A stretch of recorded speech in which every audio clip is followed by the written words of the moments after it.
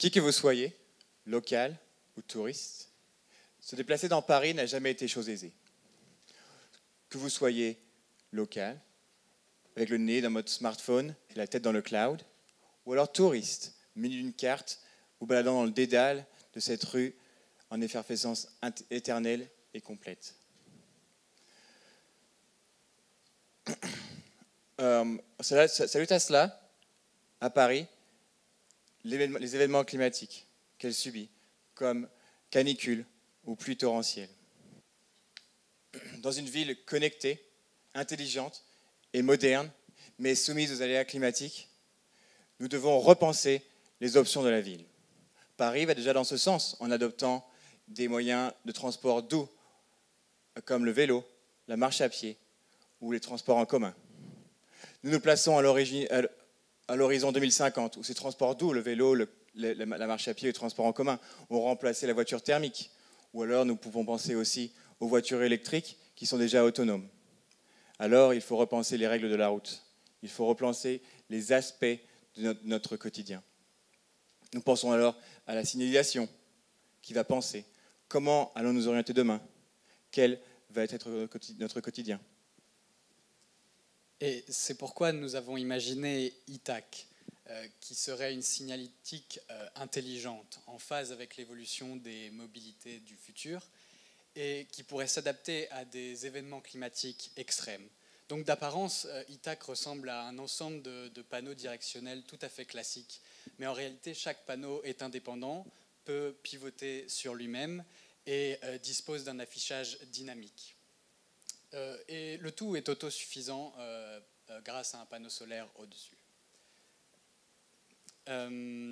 Donc, pour prendre un cas concret, par exemple, en cas de canicule, ITAC sera capable d'indiquer les parcs et les points d'eau. Et les gens qui voudront plutôt emprunter des rues ombragées, des chemins frais, pourront aussi regarder le panneau. En cas d'inondation ou d'autres événements type manifestation, ITAC pourrait indiquer des directions à ne pas choisir, à éviter du coup.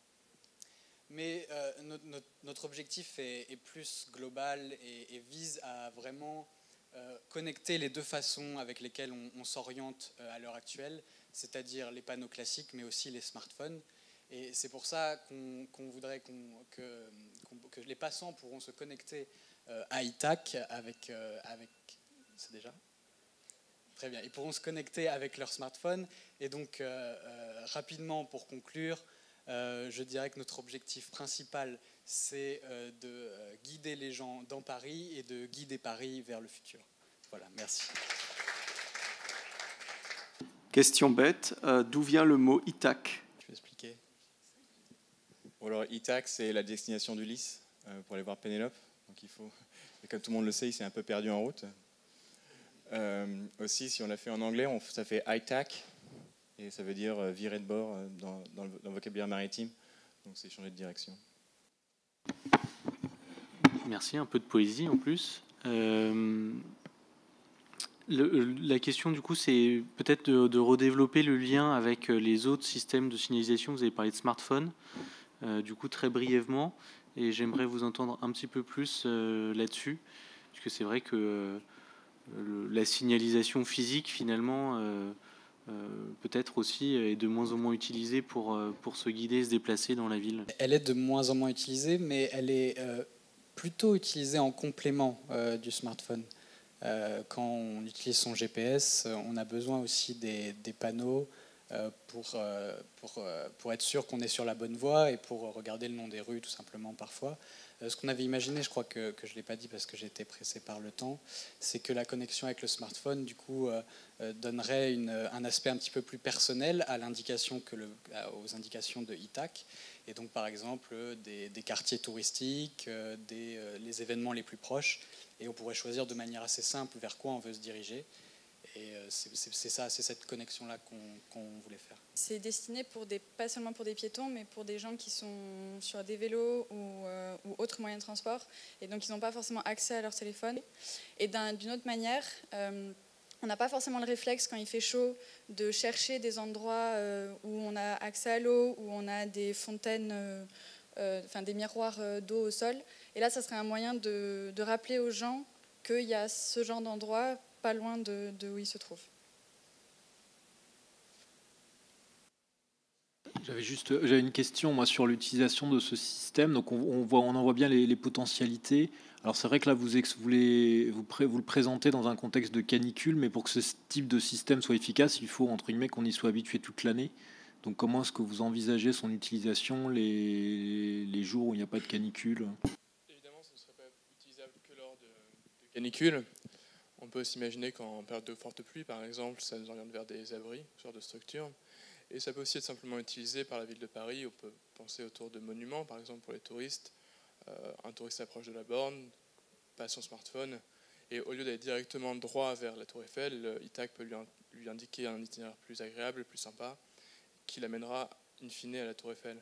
C'est vraiment le but, c'est de mettre à la disposition de la ville de Paris un outil modulable, un outil qui assure à la mairie de Paris de pouvoir orienter les gens comme elle imagine qu'ils devraient le faire. Pour que les gens ne se contentent plus de baisser la tête sur leur smartphone et puissent enfin profiter de nouveau de la ville de Paris en levant le nez. C'est comme ça qu'on se balade quand même dans Paris de manière la plus agréable.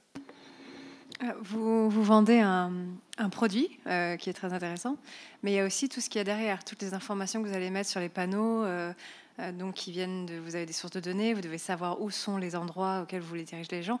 Tout ce service, il est géré par qui et comment, et peut-être comment il est financé? Bon, ça c'est un peu en cours de réflexion, pour être honnête. Ce qui est sûr, c'est qu'on vendrait le produit. Après, le service qu'il y a derrière, qui est d'agréger les données et d'en sortir une information qui soit facilement interprétable pour les passants, ça, on y réfléchit. Il faudrait qu'on s'entoure aussi de gens qui ont un peu plus de compétences que nous dans ce domaine. Voilà, c'est un peu la réponse que je peux formuler. C'est en cours de réflexion, mais j'ai pas précédé dans la présentation encore par manque de temps. Mais le but, c'est aussi, donc notre interlocuteur principal, ça serait la mairie de Paris. Et donc le but, c'est aussi de discuter avec la mairie de Paris, voir quelles pourraient être leurs attentes, qu'est-ce qu'ils aimeraient qu'on fournisse, qu'est-ce que eux, de leur côté, ils pourraient fournir ou demander à quelqu'un d'autre de le faire. Et qu'est-ce que je voulais ajouter? Je crois que c'est tout. Ouais, juste pour ajouter, on a quand même regardé si les données existaient déjà et on sait qu'il y a certaines données qui sont en open source. Et donc, on pensait aussi exploiter ces données-là si on avait la possibilité. J'en ai une autre courte, c'est du coup, est-ce que vous avez aussi estimé combien ça coûte un produit comme ça? Non, on n'a pas fait d'estimation, mais on aimerait justement, quand j'ai évoqué des discussions avec la mairie de Paris, on aimerait, donc avec un peu plus de temps, travailler sur un projet pilote à l'échelle d'un quartier pour commencer, pour démontrer la plus-value, la valeur ajoutée de ce genre de panneaux et leur efficacité peut-être en cas de forte chaleur. Donc on aimerait travailler sur un projet pilote. Pour ajouter, on va essayer. Bon, il y a beaucoup de matières rares qui sont parfois utilisées dans ce genre de matériel et on voudrait justement essayer de passer à quelque chose d'un peu plus durable. Donc c'est des matériaux qui coûtent déjà moins cher, qui sont meilleurs pour l'environnement.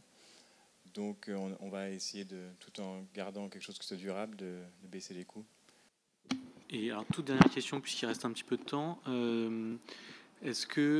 Quelle densité vous imaginez de déploiement? C'est-à-dire que c'est un panneau tous les combien de mètres ou pour que ce soit utile et efficace? Alors évidemment, pour que ce soit utilisé par des gens qui ne connaissent pas forcément les lieux, il faut que toutes les 3, 4, peut-être 5 minutes de marche, on puisse tomber sur un indicateur parce que le panneau vous indique une direction générale. Si vous voulez rester dans cet usage hors smartphone, il faut que vous puissiez retrouver une balise quelques minutes plus loin, sinon vous êtes de nouveau perdu. Donc il faut quand même un maillage relativement dense.